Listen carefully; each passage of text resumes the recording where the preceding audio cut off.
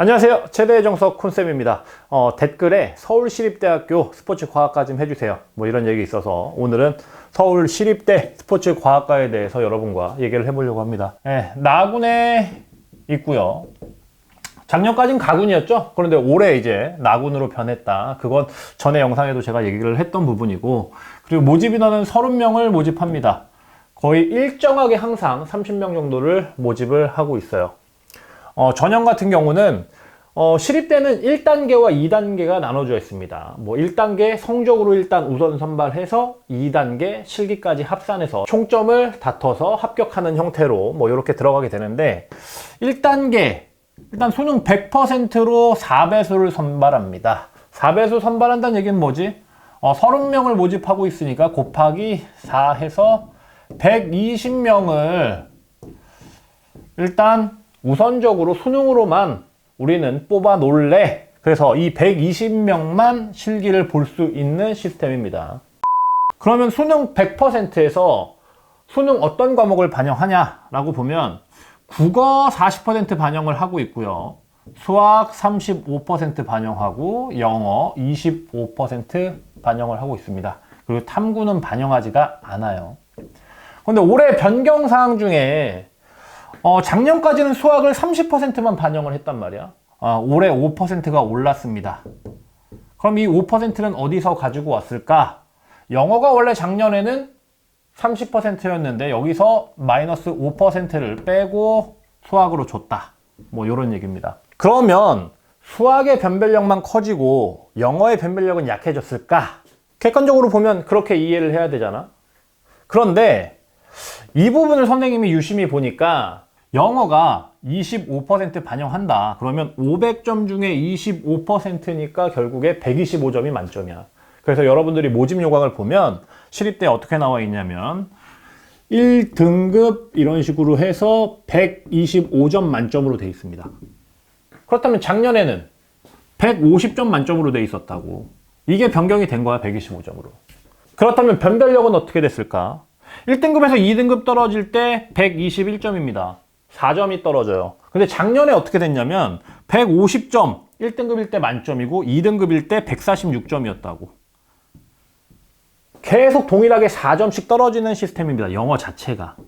그러면 작년과 올해 비중은 낮아졌다고 해도 실제로 변별력은 동일한 겁니다. 이해하시겠어요? 결국엔 이렇게 얘기하면 수학은 5% 올랐어. 이거는 당연히 변별력이 작용이 되거든. 5% 더 오른 걸로. 그렇다면 성적의 변별력이 전반적으로 올랐다라고 봐야겠지. 2차에서. 1차 패스가 되려면, 1단계가 패스가 되려면 어느 정도의 수능 성적을 맞아야 됩니까? 라고 이제 물어볼 수 있잖아. 국어 2등급, 수학 3등급, 영어 3등급 정도 수준이면 1차는 무난하게 패스되는 패턴이었습니다. 예, 작년까지. 그리고 작년에는 실제로 국어가 3등급 초반 나와도 수학이 3등급 나오고 영어가 3등급 나와도 패스가 됐어요, 작년에는. 뭐 이렇게 해도 되겠지. 국어가 3등급 나오고 수학이 뭐 2등급 나오고 뭐 이런 식으로 해도 커트라인 자체는 어느 정도 1차에선 나오겠지. 예. 그러니까 요 정도 범위에 있다라는 감만 잡으시면 될 것 같아요. 제가 차후에 이 커트라인 관련해서는 영상을 또 올려드릴 겁니다. 예, 그 부분은 여름에 한번 확인을 해 주시기 부탁드리겠고요. 그리고 2단계로 이제 넘어가면 1단계 이 1000점 만점이 수능 50%, 그러니까 500점으로 환산이 됩니다. 네. 그리고 학생부가 20% 들어가고요. 20%라는 건 200점이라는 얘기겠지. 근데 내가 여기에 6.0, 197점 이렇게 써놨어. 200점 만점 중에 내신 6.0 정도 수준이면 197점을 맞는다는 얘기야. 그러니까 변별력이 있어, 없어? 변별력이 생각보다 없죠. 하지만 6.0등급 떨어져서 뭐 6.1, 6.2 이런 식으로 떨어질 때마다 거의 이제 점수가 0.5점씩 계속 차감이 되니까 최소 시립대를 지원을 하려면 내신 6.0 정도 수준은 만들어 놓고 있어야 된다. 라는 게 기본이겠죠. 예. 그리고 실기 30%, 이건 300점이란 뜻입니다. 종목은 3종목 보고 있어요. 이 부분은 이제 좀 이따 얘기를 해봅시다. 예. 그리고 학생부에서 90%는 교과고요.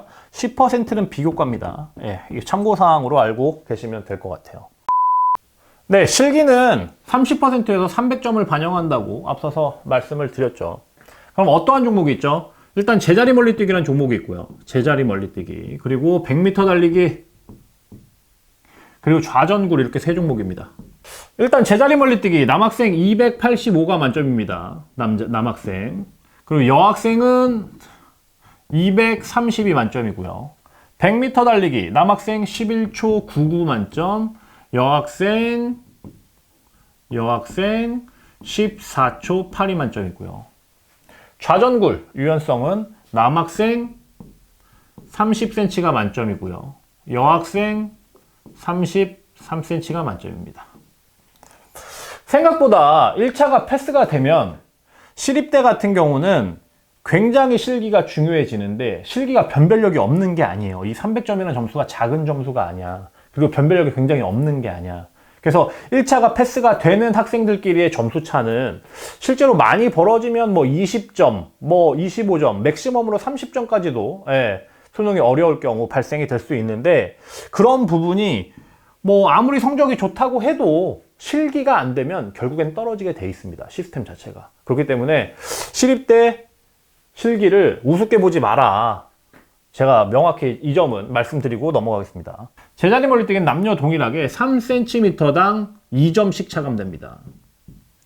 생각보다 촘촘해요. 그리고 100m 달리기는 0.15초당 1감이고요. 그러면 2점씩 차이가 나요. 그리고 유연성, 좌전굴 같은 경우는 1cm당 2점씩 차감이 됩니다. 앞서서 제가 생각보다 시립대 실기의 점수차가 크게 난다, 뭐 2점이니까 이렇게 작게 보일 수 있는데, 여러분들 생각해 보라고. 앞서서 내가 얘기했던 게 1차가 패스된 학생끼리는 점수차가 많이 나봐야 20점에서 맥시멈 30점 정도다 라고 봤을 때에는, 만약에 유연성 30cm 하는 친구랑 유연성 20cm를 하는 친구랑 점수차가 몇 점 납니까? 20점 차이가 납니다. 그러니까 그냥 성적 좋다고 밀어붙일 수 있는 학교가 아니라고. 무슨 말인지 이해가 되시겠어요? 100m도 0.15초당이기 때문에 이 2점, 2점이 점수가 큽니다. 그리고 한겨울에 100m 달리기 하면 생각보다 초가 안 나와요. 그래서 잘 뛰는 친구와 잘 못 뛰는 친구, 격차가 꽤 벌어질 수 있는 부분이고, 제자리 멀리뛰기도 뭐 국민대나 이런 데 같이 5cm당이 아니라 여기는 3cm당 2점씩 계속 차감이 되는 시스템이기 때문에 실제로 실기가 잘 안 된다. 그래서 시립대 정도를 내가 일단 수능 성적이 나왔으니까 가고 싶은데 성적으로 좀 밀어붙일 수 있을까? 라고 선생님한테 물어본다면 뭐 1차는 패스가 될 수 있겠지. 하지만 2차가 돼서 최종 합격이 잘 안 된다 라고 여러분 이해하시면 될 것 같아요.